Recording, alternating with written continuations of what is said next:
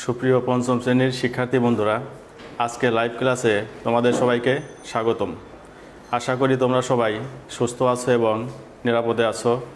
তো শিক্ষার্থীরা, গত ক্লাসে আমি তোমাদের অধ্যায় 12 থেকে সময়ের উপর কিছু সমস্যা নিয়ে আলোচনা করেছিলাম। সেখানে আমরা আলোচনা করেছিলাম অধিবর্ষ কি, কত বছর পর পর অধিবর্ষ হয় এবং অধিবর্ষের বছর কিভাবে চিহ্নিত করতে হয় সে সম্পর্কে। এরপরে আমরা আলোচনা করেছিলাম কিভাবে বার নির্ণয় করতে হয়, কিভাবে তারিখ নির্ণয় করতে হয় এই সম্পর্কে। তো শিক্ষার্থীরা, আজ আমি এই অধ্যায়ের অবশিষ্ট বিষয়গুলো নিয়ে আলোচনা করব। আজ আমরা জানব শতাব্দী কি। একটি সাল যদি দেওয়া থাকে তাহলে সেই সালটি কোন শতাব্দীর মধ্যে পড়বে সে সম্পর্কে আমরা জানব। এরপরে তোমরা জানো এখানে আরেকটি গুরুত্বপূর্ণ অংশ আমাদের রয়ে গেছে, সেটা হচ্ছে 24 ঘন্টা সময়সূচি এবং 12 ঘন্টা সময়সূচির মধ্যে সম্পর্ক। ঠিক আছে, তাহলে চলো আজকে আমরা এই বিষয়গুলো নিয়ে আলোচনা করি। আর হ্যাঁ, পাঠ চলাকালীন সময়ে যদি তোমরা কোনো প্রবলেম ফেস করো অবশ্যই আমাকে কমেন্ট করে জানাবে, যেন আমি সাথে সাথে তোমাদের প্রবলেমগুলো সলভ করে দিতে পারি। ঠিক আছে, তো শুরু করার আগে আমি একটু দেখে নিচ্ছি তোমরা আমার সাথে কে কে যুক্ত আছো।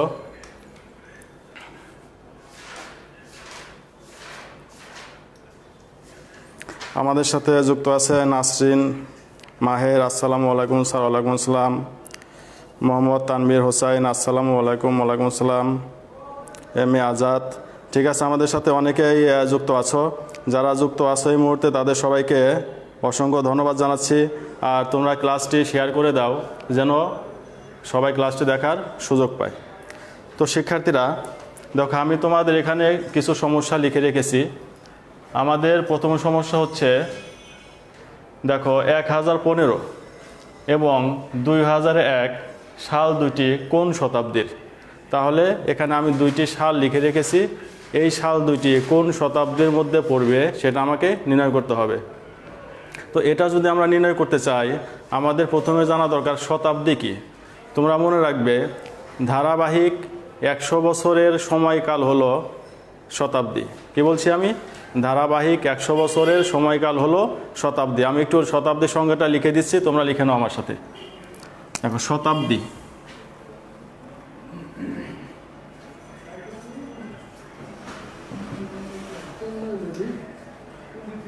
ধারাবাহিক 100 বছরের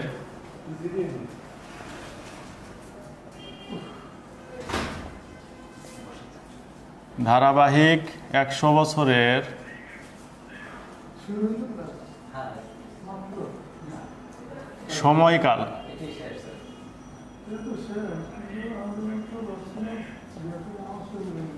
ধারাবাহিক 100 বছরের সময়কাল হলো শতাব্দী।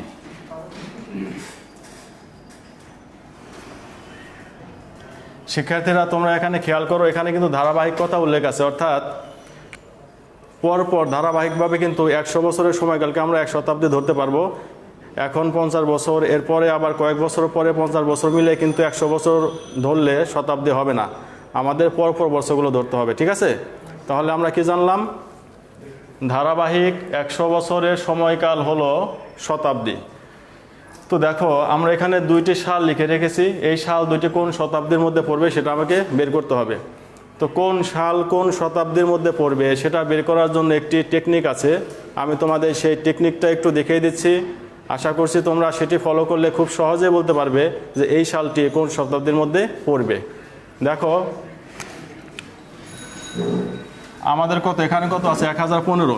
আমি এখানে তোমাদের রাফ দেখাচ্ছি, 1015। ঠিক আছে, তো শিক্ষার্থীরা কোন সাল কোন শতাব্দীর মধ্যে পড়বে এটা বের করার জন্য তোমরা প্রথমে যে কাজটি করবে সেটি হচ্ছে ডান দিক থেকে 2 ঘর বামে কমা বসাবে। এটা হচ্ছে রাফ। ডান দিক থেকে 2 ঘর বামে কমা বসাবে। দেখো, ডান দিক থেকে যদি আমি 2 ঘর বামে কমা বসাই তাহলে কমাটা হবে এখানে। ঠিক আছে, তাহলে কমার সামনে আছে, কমার আগে আছে কত? 10, আর পরে আছে কত? 15। দেখো, কমার আগে কত আছে? 10। ঠিক আছে, 10 আছে। এই কমার পরে যদি দুইটি শূন্য থাকে, কমার পরে যদি দুইটি শূন্য থাকতো তাহলে এটাকে আমরা লিখতাম দশম শতাব্দীর। কিন্তু কমার পরে দেখো দুইটি শূন্য না থেকে সংখ্যা আছে। কি বলছি আমি? কমার পরে যদি দুইটি শূন্য থাকে তাহলে কমার আগে যে সংখ্যাটা থাকবে তত শতাব্দীর হবে ওই সাল। আর কমার পরে যদি দুইটা শূন্য না থেকে কোনো সংখ্যা থাকে তাহলে এখানে কমার আগে যে সংখ্যাটি আছে শতাব্দী হবে তার পরবর্তী সংখ্যা। অর্থাৎ কমার পরে যেহেতু দুইটি শূন্য নেই, সংখ্যা আছে, সেহেতু এই সালটি হবে একাদশ শতাব্দীর। কত শতাব্দীর হবে? একাদশ শতাব্দীর। এটা হচ্ছে আমাদের রাফ। ঠিক আছে, তাহলে আমরা 1 নম্বর প্রশ্নের সমাধানটা করি। দেখো 1 নম্বর কি লিখবো আমরা? এটা কিন্তু আমি রাফ দেখিয়েছি তোমাদের, অঙ্কের মধ্যে দিবা না। এটা 1015 সালটি 1015 সালটি একাদশ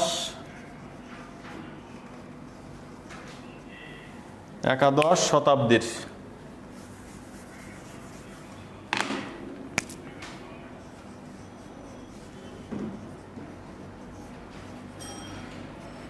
ঠিক আছে, 1015 সালটি হচ্ছে একাদশ শতাব্দীর। এরপরে দেখো আমরা আরও একটি সাল লিখে রেখেছি 2001। তাহলে লেখো 2001 সালটি এবং 2001 সালটি কোন শতাব্দীর হবে শিক্ষার্থীরা? আমরা আবারও একটু এখানে রাফ করে দেখি কোন শতাব্দীতে হবে। 2001 দেখো 2001। তাহলে আমি কি বলেছি? ডান দিক থেকে 2 ঘর বামে আমরা কমা বসাবো। তাহলে ডান দিক থেকে 2 ঘর বামে যদি আমি কমা বসাই তাহলে দেখো কমার আগে সংখ্যাটি হচ্ছে 20 এবং কমার পরে দেখো দুইটি শূন্য নেই, কিন্তু কমার পরে দেখো শূন্য দিয়ে 1 আছে। কাজেই এটা কোন শতাব্দীর হবে? 20-এর পরের সংখ্যা কত? 21। 20-এর পরের সংখ্যা হচ্ছে 21। কাজে এই সালটি যাবে 21 শতাব্দীতে। ওকে, তাহলে লেখো 2001 সালটি হবে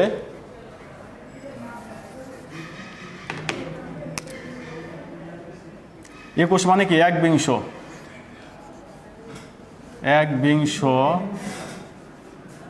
শতাব্দীর। একবিংশ শতাব্দীর। দেখো তোমরা বুঝতে পেরেছো কিনা? আমি এটার আরেকটা এক্সাম্পল দিচ্ছি। তোমরা মনে করো এরকম যদি হইতো, দেখো 1200 একটা সাল লিখলাম আমি, এটা তোমাদের বোঝার জন্য জাস্ট আমি আরেকটা এক্সাম্পল দিচ্ছি। দেখো এখানে আমি একটি সাল লিখেছি 1200। তাহলে এই সালটি কোন শতাব্দীর হবে সেটা আমরা যদি নির্ণয় করতে চাই, আমি কি করব? প্রথমে ডান দিক থেকে 2 ঘর বামে কমা বসাবো। তাহলে ডান দিক থেকে 2 ঘর বামে যদি আমি কমা বসাই, দেখো কমা বসালাম, কমার আগে আছে কত? 12, আর কমার ডানে দেখো 2টি শূন্য আছে। কাজে এই যে 1200 সালটি আমি লিখলাম, এই সালটি হবে 12 শতাব্দীর, অর্থাৎ দ্বাদশ শতাব্দীর। ঠিক আছে, 2টা শূন্য থাকলে কমার আগে যে সংখ্যাটা থাকবে ঠিক তত শতাব্দীর মধ্যে পড়বে ওই সালটি। আর কমার পরে যদি 2টা শূন্য না থেকে যে কোনো সংখ্যা থাকে তাহলে ওই সালটি কোন শতাব্দীর মধ্যে পড়বে? ওই সালটি পড়বে হচ্ছে এখানে কমার আগে যে সংখ্যাটি থাকবে তার পরবর্তী সংখ্যা যত হবে তত শতাব্দীর। ঠিক আছে, বুঝতে পারছো? তাহলে এটা হবে 12 শতাব্দীর। বুঝতে পেরেছো সবাই?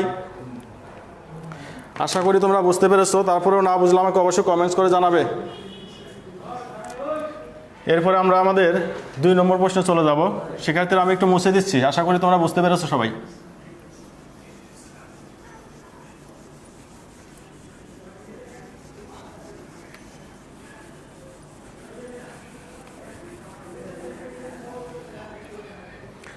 দেখো আমাদের 2 নম্বর প্রশ্ন হচ্ছে 1000 ঘন্টাকে মাস, দিন এবং ঘন্টায় প্রকাশ করো।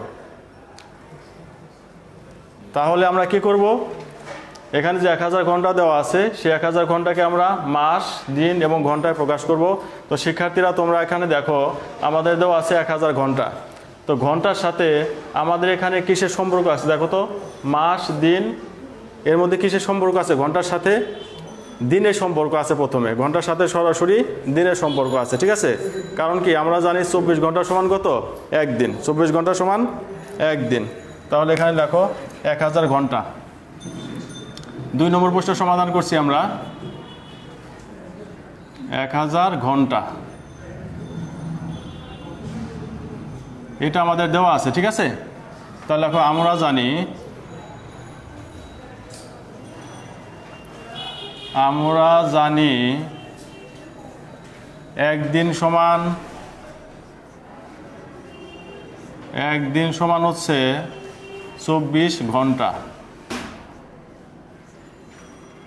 একদিন সমান কত জানি আমরা? 24 ঘন্টা। তাহলে 24 দিয়ে আমরা যদি 1000 ঘন্টাকে ভাগ দেই কি হবে দেখো, 24 ভাগ হচ্ছে 1000 ঘন্টা।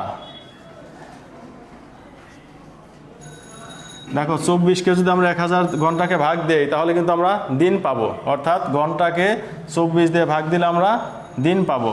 তাহলে 24 100-র মধ্যে কতবার যায়? 4 বার যাবে। 4 দিয়ে 24কে আমরা গুণ করলে কত পাবো? 96। বিয়োগ করো, 6 আছে কত হলে 10 হবে? 4 হলে হাতে আছে 1, 9 রেখে 10, 10 আছে কত হলে 10 হবে? 0 হলে এটা আর নামবে না। তাহলে এই 0 আমরা কেটে নিয়ে আসলাম। 24 40-এর মধ্যে কতবার যায়? 1 বার যাবে। তাহলে লেখো এখানে 24 কত থাকলো তাহলে? দেখো এখানে কত থাকলো? 4 আছে কত হলে 10 হবে? 6 হলে হাতে আছে 1, 2 রেখে 3, 3 আছে কত হলে 4 হবে? 1 হলে। তাহলে এত হলো কত দিন? 41 দিন। আর এখানে থাকলো কত অবশিষ্ট? 16 ঘন্টা। দেখো আমরা 24 ঘন্টা 1000 ঘন্টাকে 24 দিয়ে ভাগ করে কি পেলাম? আমরা পেলাম 41 দিন 16 ঘন্টা। এখন এই 41 দিন থেকে আমরা আবার কি মাসে যেতে পারি, কারণ আমরা জানি 1 মাস সমান হচ্ছে কি 30 দিন। তাহলে লেখো আবার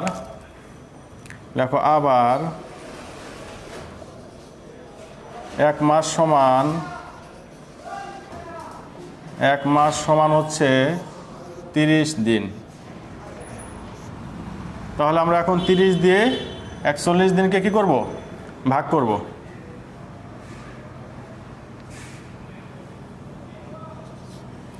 তিরিশ ভাগ হচ্ছে 41। এখানে আমরা একটু দিন লিখে দেই। দেখো 30 41-এর মধ্যে কতবার যাবে? 1 বার যাবে। 1 বার গেলে কত হবে? 30 × 30 বিয়োগ করলে থাকবে কত? 11। তাহলে দিনকে যদি আমি 30 দিয়ে ভাগ করি তাহলে আমরা কি পাবো? মাস পাবো। তাহলে এখানে লেখো 1 মাস। আর এখানে অবশিষ্ট রইল কত দিন? 11 দিন। এখন লেখো সুতরাং 1000 ঘন্টা সমান 1000 ঘন্টা সমান 1 মাস। দেখো আমরা কোনগুলো নেব? এখানে হয়েছে আমাদের 1 মাস হয়েছে, 11 দিন হয়েছে এবং 16 ঘন্টা হয়েছে, ঠিক আছে? কারণ এখানে তো 16 ঘন্টা আমাদের ছিলই। আর আমরা 41 দিনকে এখানে আমরা কি করেছি? 41 দিনকে আমরা ভেঙে পেয়েছি হচ্ছে 1 মাস 11 দিন। তাহলে আমার টোটাল কি দাঁড়ালো? 1000 ঘন্টাকে আমরা ভেঙে কি লিখতে পারি? 1 মাস 11 দিন 16 ঘন্টা। দেখো 1 মাস 11 দিন 16 ঘন্টা।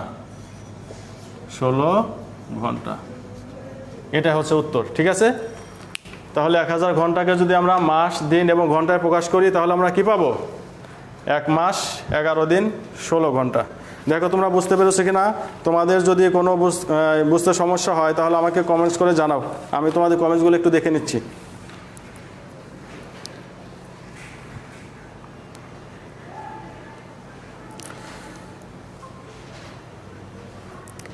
আমাদের সাথে যুক্ত আছে আব্দুর রহমান, আসসালামু আলাইকুম। ওয়ালাইকুম আসসালাম।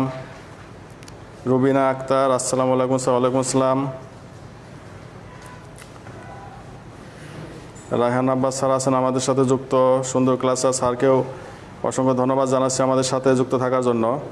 আমাদের সাথে যুক্ত আছে Romana Hossain, Nipa, morning, Ichamati, class 5, roll 60।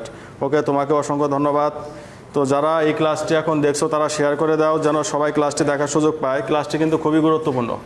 এই চ্যাপ্টারের অঙ্ক করতে গেলে কিন্তু তোমরা অনেক জায়গায় ভুল করো, ঠিক আছে?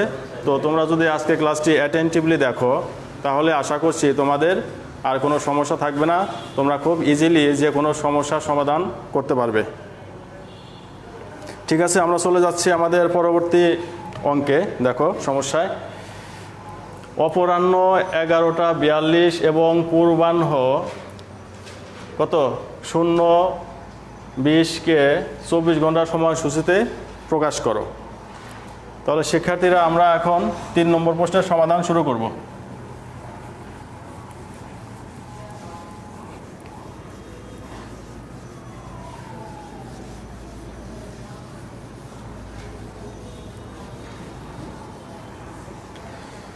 তো 3 নম্বর প্রশ্নের সমস্যা সমাধান করার আগে আমি তোমাদের সাথে কিছু কথা বলতে চাই।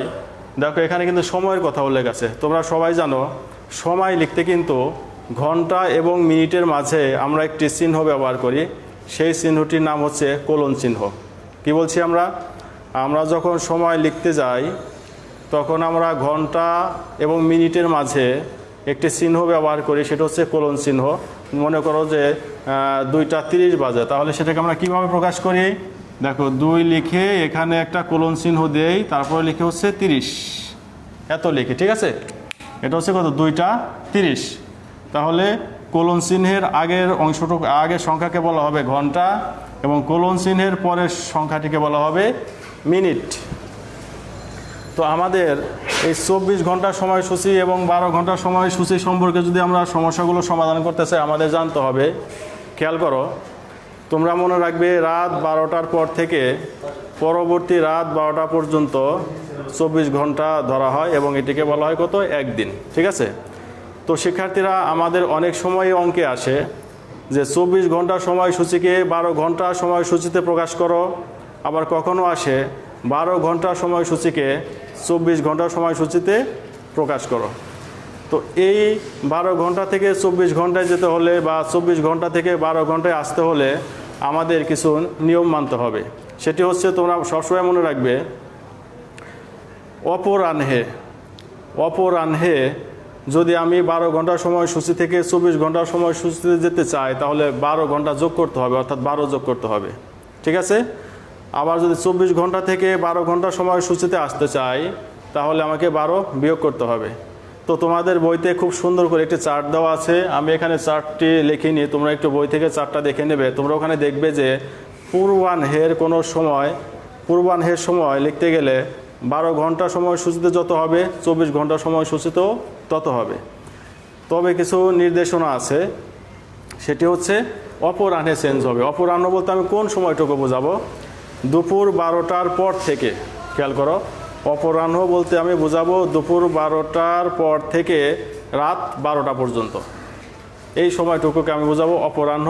এবং এই সময়ে তোমরা খেয়াল করবে 24 ঘন্টা সময়সূচির সাথে 12 ঘন্টা সময়সূচির একটু পার্থক্য আছে, ঠিক আছে? তাহলে দেখো আমরা একটু অঙ্কগুলো করে নেই। আর একটা জিনিস তোমাদের খেয়াল রাখতে হবে, সেটা হচ্ছে 12 ঘন্টার সময়সূচিতে তোমরা সকাল, সন্ধ্যা, দুপুর, বিকেল, অপরাহ্ন, মধ্যাহ্ন, পূর্বাহ্ন এই শব্দগুলো ব্যবহার করতে পারবে, বাট 24 ঘন্টার সময়সূচিতে এই শব্দগুলো ব্যবহার করা যাবে না। তাহলে কি বলছি আমি? 12 ঘন্টার সময়সূচিতে আমরা অপরাহ্ন, পূর্বাহ্ন, মধ্যাহ্ন, সকাল, বিকাল, সন্ধ্যা, রাত এই শব্দগুলো ব্যবহার করতে পারবো, বাট 24 ঘন্টার সময়সূচিতে আমরা এই শব্দগুলো ব্যবহার করতে পারবো না। সকাল, বিকাল, সন্ধ্যা, অপরাহ্ন, পূর্বাহ্ন এগুলো ব্যবহার করতে পারবো না, ঠিক আছে? আরেকটি নিয়ম হচ্ছে 24 ঘন্টায় সময়সূচিতে প্রকাশিত সময়কে ঘন্টা এবং মিনিট লিখতে 2টি করে অঙ্ক লাগবে। ঘন্টা লিখতেও 2টি অঙ্ক লাগবে এবং মিনিট লিখতেও কি 2টি অঙ্ক লাগবে, ঠিক আছে?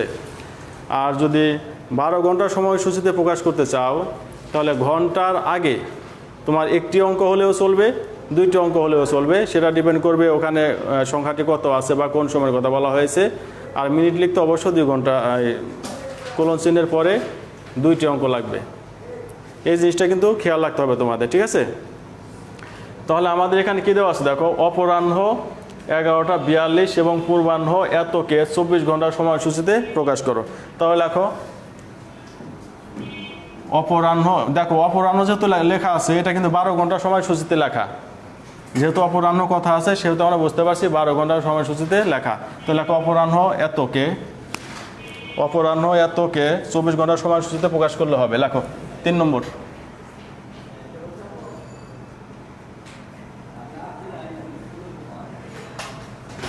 অপরাহ্ন কত আছে?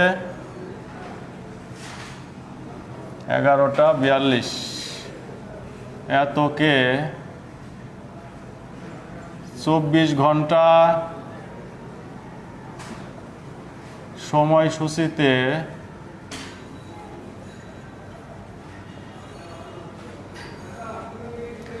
অপরাহ্ন এতকে 24 ঘন্টা সময়সূচিতে প্রকাশ করলে হবে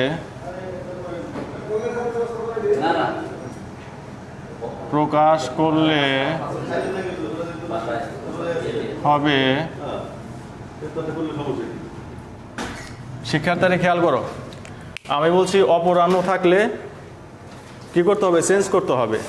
যেহেতু এই টাইমটা 12 ঘন্টা সময়সূচিতে আছে, সেহেতু আমি যদি 24 ঘন্টা সময়সূচিতে যেতে চাই, আমাকে 12 ঘন্টা যোগ করতে হবে, অর্থাৎ 12 যোগ করতে হবে। এবং 12 যোগ করলে কি থাকবে? আর একটা কথা হচ্ছে, যেহেতু আমি 24 ঘন্টা সময়সূচিতে প্রকাশ করছি এই টাইমকে, কাজে আমাকে অপরাহ্ন লেখা যাবে না। কারণ আমি আগেই তোমাদের বলে দিয়েছি যে 24 ঘন্টা সময়সূচিতে কখনো অপরাহ্ন, মধ্যাহ্ন বা সন্ধ্যা, সকাল, বিকাল এগুলো লেখা যাবে না। কাজে আমাদের প্রথমেই কি দেবো? আমরা অপরাহ্ন শব্দটি বাদ দেব। তাহলে অপরাহ্ন বাদ দিলাম। এখন আমার এই টাইমটা আছে হচ্ছে 12 ঘন্টা সময়সূচিতে, আমি যাচ্ছি হচ্ছে 24 ঘন্টা সময়সূচিতে, তাহলে নিশ্চিত করে বলা যে এখানে 12 ঘন্টা যোগ হবে, অর্থাৎ 12 যোগ হবে। তাহলে লেখো, এখানে হবে 42। 11:42 সাথে যোগ হবে কত? 12টা যোগ করে দাও। বা তাহলে কত হবে দেখো, 12 আর 11 যোগ করলে কত হবে? 23। তোমরা নিচে নিচে যোগ করতে পারো এত। তাহলে অপরাহ্ন 11:42, 24 ঘন্টা সময়সূচিতে হবে কত? 23:42। ঠিক আছে, 23:42। তো একদম সিম্পল ব্যাপার এটা, শুধু অপরাহ্ন থাকলেই চেঞ্জ করতে হবে, অন্যথায় চেঞ্জ করতে হবে না। ঠিক আছে, আরেকটি সময় দিয়েছি আমরা এখানে, দেখো এতকে 24 ঘন্টা সময়সূচিতে প্রকাশ করো।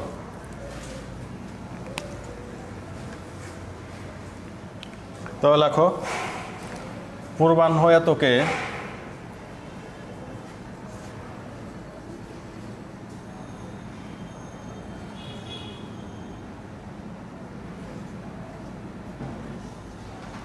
এতকে 24 ঘন্টা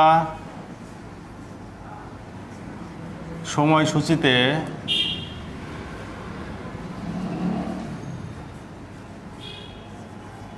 প্রকাশ করলে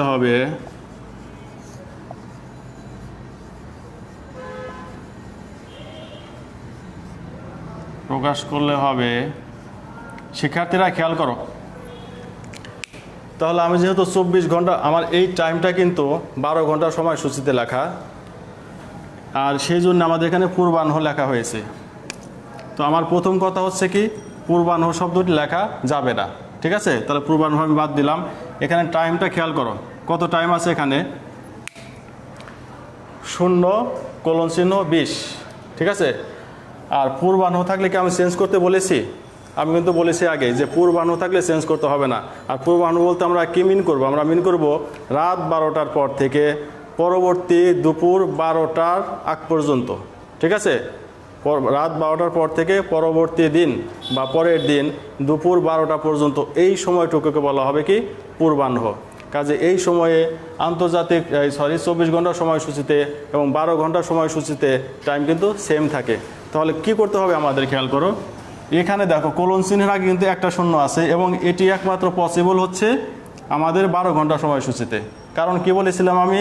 12 ঘন্টা সময়সূচিতে ঘন্টা লিখতে তুমি 1 অঙ্ক ব্যবহার করতে পারো, আবার কি 2 অঙ্কও ব্যবহার করতে পারো। বাট আমি যেহেতু এখন 24 ঘন্টা সময়সূচিতে প্রকাশ করছি, 24 ঘন্টা সময়সূচিতে যদি আমরা কোনো টাইমকে প্রকাশ করতে চাই, তাহলে আমাদের ঘন্টা লিখতেও লাগবে 2টি অঙ্ক এবং মিনিট লিখতেও লাগবে 2টি অঙ্ক। তাহলে এটা আমরা ঘন্টার এখানে দেখো একটা শূন্য আছে, তাহলে আমি 2টা শূন্য দিয়ে দেই, এরপরে কোলন চিহ্ন হবে কত? 20। তো তোমরা দেখো এখানে কিন্তু আমি কোনো কিছু যোগ করিনি। কেন যোগ করিনি? কারণ টাইমটা হচ্ছে পূর্বাহ্ন, অর্থাৎ রাত 12টার পর থেকে পরের দিন দুপুর 12টার মধ্যে এই টাইমটা আছে। তো শিক্ষার্থীরা আশা করি তোমরা সবাই বুঝতে পেরেছো। আর তোমরা চার্টটি দেখলে আরও ক্লিয়ার হবে, দেখবে তোমাদের চার্টে দেওয়া আছে এগুলো। এরপর আমরা চলে যাবো 4 নম্বর প্রশ্নে। দেখো আমি তোমাদের কমেন্টসগুলো একটু দেখে নিচ্ছি, কে কে যুক্ত আছে আমার সাথে। এমডি সিনহা যুক্ত আছে, থ্যাংক ইউ স্যার। সিনহা তোমাকে অসংখ্য ধন্যবাদ। নিশুজামান আসসালামু আলাইকুম স্যার। ওয়ালাইকুম আসসালাম। নুসরাত ইভা আছে আমাদের সাথে। জুবাইর হাসান মনিফ রোল 19। আচ্ছা তোমরা যারা আমার সাথে যুক্ত আছো তাদেরকে অসংখ্য ধন্যবাদ জানাচ্ছি, তোমরা ক্লাসটি মনোযোগ সহকারে দেখো। 4 নম্বর প্রশ্ন হচ্ছে কি, এত এবং এতকে 12 ঘন্টার সময়সূচিতে প্রকাশ করো। তো শিক্ষার্থীরা যেহেতু আমি এই সময় দুটিকে 12 ঘন্টার সময়সূচিতে প্রকাশ করতে বলেছি, কাজে আমরা সহজেই বুঝতে পারছি যে এই সময় দুটি কিন্তু 24 ঘন্টার সময়সূচিতে লেখা আছে। ক্লিয়ার? তো 24 ঘন্টার সময়সূচিতে যদি লেখা থাকে তাহলে আমি যদি 12 ঘন্টায় আসতে চাই, 24 থেকে 12 আমি কীভাবে আসবো? অবশ্যই 12 বিয়োগ করে আসবো, কারণ 24 থেকে 12 বিয়োগ করলে তো 12 হয়। তাহলে আমরা লিখি, লেখো এতকে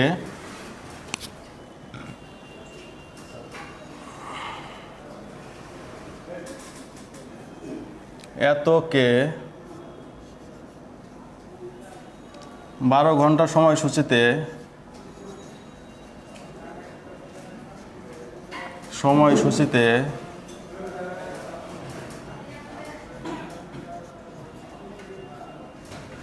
প্রকাশ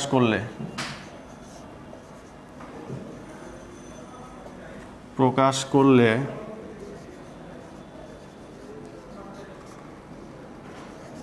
হবে। তো শিক্ষার্থীরা খেয়াল করো, আমার এটা আছে হচ্ছে 24 ঘন্টা সময়সূচিতে, আমরা প্রকাশ করবো কিসে? 12 ঘন্টা সময়সূচিতে। তো 12 ঘন্টা সময়সূচিতে যখন প্রকাশ করতে চাই, তোমরা খেয়াল করবে যে তোমাদের যে চার্টটি দেওয়া আছে ওখানে যে অপরাহ্ন কথা উল্লেখ আছে, সেখানে তোমরা দেখবে দুপুর 12টার পর থেকে রাত 12টা পর্যন্ত এই সময়টুকুতে কিন্তু টাইম চেঞ্জ আছে। তোমরা খেয়াল করবে যেহেতু এই সময়টা তোমার 12 ঘন্টা 24 ঘন্টা সময়সূচিতে লেখা, 24 ঘন্টার মধ্যে তুমি দেখবা সকালের দিকে কিন্তু এই টাইমটা তুমি পাবে না। ঠিক আছে? এই টাইমটা তুমি কি পাবে না। এই টাইমটা পাবে কখন? রাত 12টার পর থেকে। 12টার পরে 1টা 2টা 3টা 4টা, তখন কিন্তু এই টাইমটা আসবে। আর সকালের দিকে আমরা কি পাই? দেখো এখান থেকে টাইম যদি আমরা রাত 12টার পর থেকে শুরু করলে আমরা কি পাবো? 1টা 2টা 3টা 4টা 5টা 6টা 7টা এরকম করে টাইম পাবো। ঠিক আছে? তো এই টাইম তো অবশ্যই রাতে পড়বে। কখন পড়বে? রাতে। তাহলে দেখো রাত। আচ্ছা রাত কত লিখবো আমরা বলেছি যে 12 ঘন্টার সময়সূচিতে আমরা কি প্রকাশ করতে পারবো? 12 ঘন্টার সময়সূচিতে আমি ঘন্টা লিখতে একটি অঙ্ক ব্যবহার করতে পারবো, 2টি অঙ্ক ব্যবহার করতে পারবো, কিন্তু আমার তো এখানে 2টি অঙ্ক দরকার নেই, আমার আছে 2 ঘন্টা 4 মিনিট আছে। তাহলে আমি এই শূন্যটা বাদ দেব। এই শূন্যটা কি বাদ দেব, বাদ দিয়ে এত হবে। ঠিক আছে? এই টাইমটা তাহলে কিসের মধ্যে পড়েছে? আমাদের কিন্তু পূর্বাহ্নের মধ্যে পড়েছে। সেই সময়টা কি? রাত 12টার পর থেকে পরের দিন দুপুর 12টার মধ্যে পড়েছে। ঠিক আছে? এরপরে দেখো, এবং এতকে 12 ঘন্টার সময়সূচিতে প্রকাশ করো। তাহলে লেখো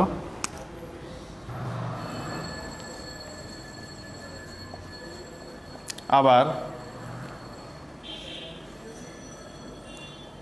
34 15টা 34 এতকে 12 ঘন্টা সময়সূচিতে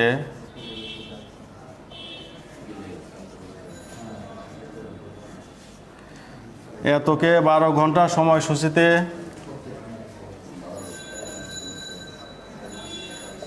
প্রকাশ করলে হবে।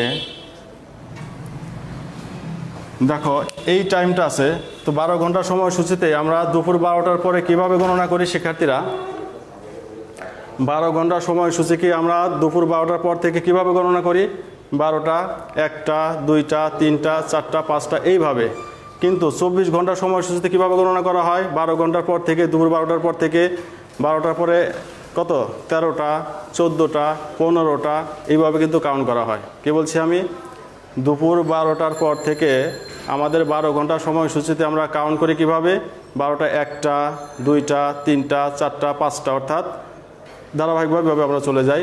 আর যদি 24 ঘন্টা সময়সূচিতে আমরা চলে যাই তাহলে কিভাবে হবে? 12টার পরে 13টা, 14টা, 15টা এইভাবে হবে, ঠিক আছে? তাহলে আমরা যেহেতু এই টাইমটা আছে হচ্ছে 24 ঘন্টা সময়সূচিতে, ক্লিয়ার? এই টাইমটা আছে কিসে? 24 ঘন্টা সময়সূচিতে, সেহেতু আমি কিসে চলে আসব? 24 ঘন্টা থেকে যেহেতু আমি 12 ঘন্টায় আসছি, কাজে আমাকে 12 বিয়োগ করতে হবে, একদম নর্মাল হিসাব। 12 থেকে 24 ঘন্টায় গেলে 12 যোগ করব। আর 24 ঘন্টা থেকে 12 ঘন্টা সময়সূচিতে আসলে আমরা 12 বিয়োগ করব। এবং এই যে যোগ বিয়োগের হিসাবটা, এটা শুধুমাত্র কখন হবে? অপরাহ্নের ক্ষেত্রে হবে। আর অপরাহ্ন বলতে আমরা কি বুঝবো? দুপুর 12টার পর থেকে রাত 12টা পর্যন্ত, ঠিক আছে? তাহলে যেহেতু এই টাইমটা আমার লেখা আছে 24 ঘন্টার সময়সূচিতে, আমি যেহেতু আসছি হচ্ছে 12 ঘন্টার সময়সূচিতে, তাহলে 24 থেকে 12 ঘন্টায় আমি কীভাবে আসবো? 12 বিয়োগ করলে হবে। তাহলে আমরা লিখি,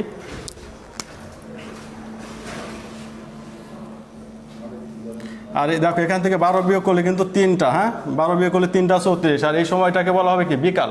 তুমি বিকালও দিতে পারো, আর যদি অপরাহ্ন লেখো তাও সমস্যা নেই, তুমি অপরাহ্ন লিখতে পারো, বিকালও লিখতে পারো। আমরা বিকাল লিখে দিই, বিকাল।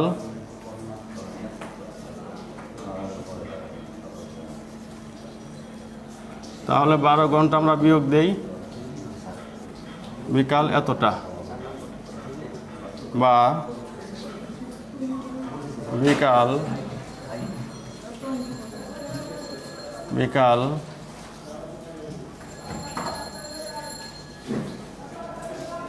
এতটা, ঠিক আছে?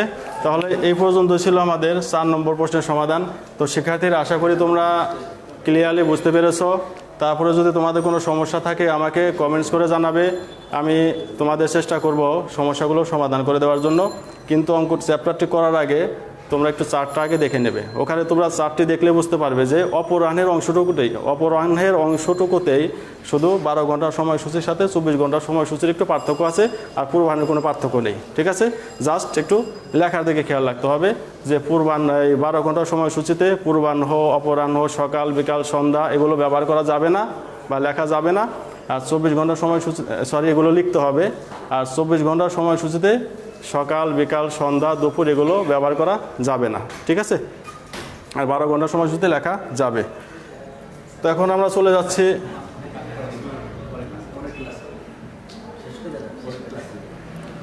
ঠিক আছে? তো দেখো আমাদের 4 নম্বর প্রশ্নের সমাধান এই পর্যন্তই ছিল। আশা করি তোমরা সবাই বুঝতে পেরেছো। এরপর 5 নম্বর প্রশ্নটি আমি তোমাদের একটু বলে দিচ্ছি, তোমরা এটা নিজেরাই করতে পারবে, হ্যাঁ?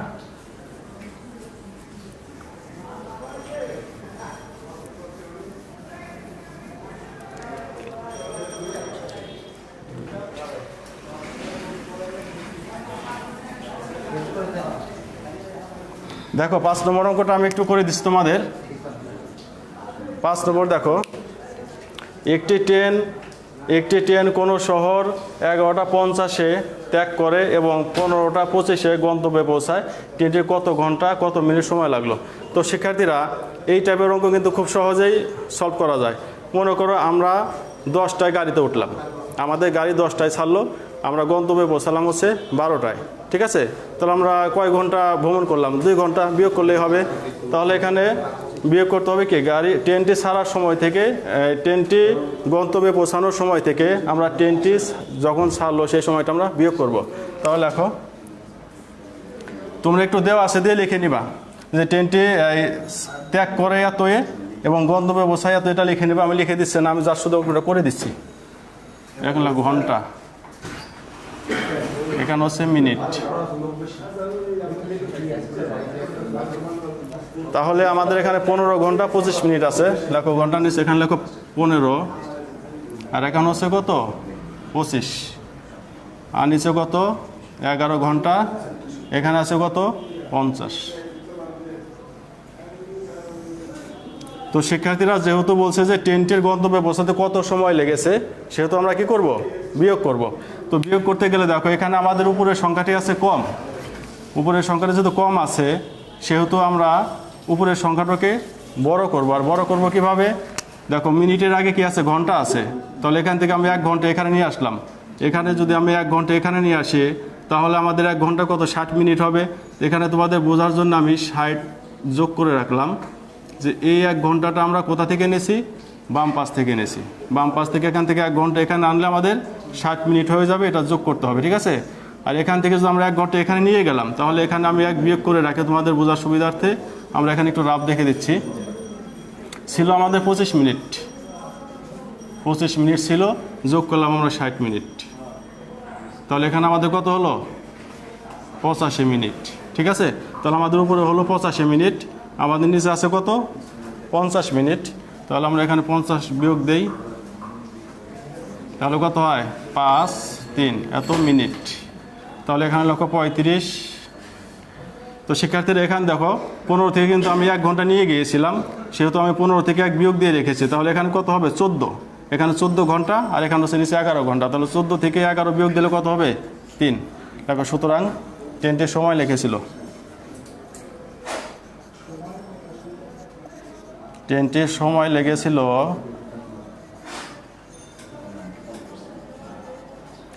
সময় লেগেছিল 3 ঘন্টা 35 মিনিট। তো শিক্ষার্থীরা আমাদের এই 5 নম্বর প্রশ্নের সমাধান এ পর্যন্ত শেষ। আশা করি তোমরা সবাই বুঝতে পেরেছো। তারপরে যদি তোমাদের কোনো সমস্যা থাকে আমাকে অবশ্যই কমেন্টস করে জানাবে। তো আজকের মতো এ পর্যন্তই। সবাই সুস্থ থাকবে, ভালো থাকবে। ধন্যবাদ সবাইকে।